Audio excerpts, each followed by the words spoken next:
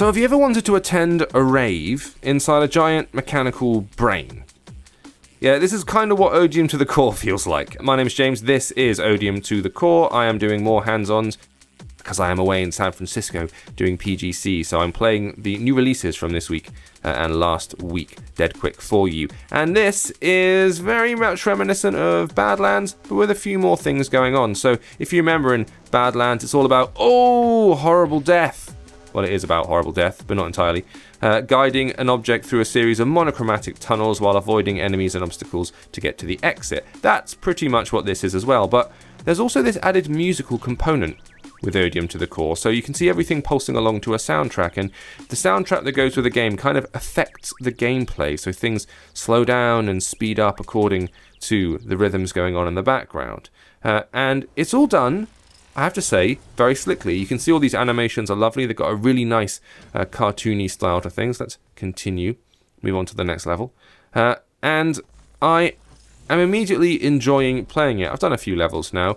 The differences are that it almost feels like you're controlling the environment more than you're controlling the character, if that makes sense. So when you tap on the screen, the character ostensibly goes up, and then when you release it, falls back down again. A big component of the game is that it tries to get you to tap as little as possible. Oh, I didn't hit the red thing opens the gate. So you get more points. You can see the points racking up at the top of the screen. When your finger is on the screen, you get fewer points. So it's trying to encourage you to do this, what I'm doing right now, which is just like tap once, get some altitude, and then release and let it fall down. Because otherwise, the other option is to tap, what I'm going to do right now, is tap a load and kind of keep the creature steady, keep the objects like floating along the center of the screen in a nice even flow, to quote Pearl Jam. Oh dear. Luckily, the game does have checkpoints, those big glowy red walls, and that is a good thing because it does require a bit of trial and error in order to just learn the layout of the level, basically. You can see that it's constantly throwing new stuff at you. These moving gaps here with the pink arrows, they're new. I haven't encountered them before. Oh, it's going to fall. It's going to... Oh, no! Damn it. So now I know roughly how far down they go. I can hopefully try and fight back against that. This was already released on Steam and PC, I think, so it's been available for a little while, or it might just be coming out at the same time. Either way, it's multi-platform. And, oh no, I missed the thing again! It is, as you can tell, quite challenging. But I don't say that as a negative. It's also much trickier to play these things and talk to an invisible audience at the same time. But, it just takes a little, ooh, there we go, nice getting used to. It feels very nice to control on the screen. I'm going to start really low here because, there we go. Follow the path of the gems. This one needs to go lower though, lower, lower, lower. Yes, yeah, ooh, yes, yes, yes. There we go, nailed it, boys and girls. But look at the light beams coming off of the red orbs there. There's a really nice attention to detail when it comes to the graphical stuff. That's my checkpoint, lovely. And a good thing too, because I need it after the movement of that.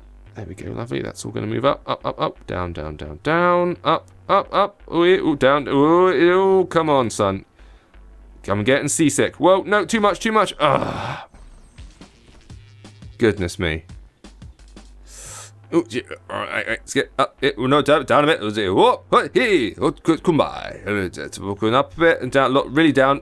Loads down this time. No, quick, don't get. There we go. And down again. Tiny gap, tiny gap. And now I have a quick cool off. I like the way that the water kind of rushes over the top of the little creature's head. That's very nice. I like that. Oh god, no, no, no, no, no. Don't die now. I haven't hit a checkpoint yet. Eek. So I think, I'm not 100% sure because it's not actually live while I'm recording this. I think this is a premium game. But it's definitely App Store, possibly Google Play as well. I am enjoying it. I do feel inclined to play more. I think it's very, very slick. I enjoy the speeding up and slowing down of the gameplay. I like the fact the camera zooms in and zooms out and the world's constantly changing around it. I mean, yes, I think it is heavily influenced by things like Badlands. It's not the newest thing in the world, but the rhythm stuff, and it is not really rhythm in a true sense, but the musical aspect, let's say, is a nice touch. And overall, a very, very swish presentation. You can find a proper review for it over on pocketgamer.co.uk, as always, with our Outspy reviews. And thank you for watching. See you next time.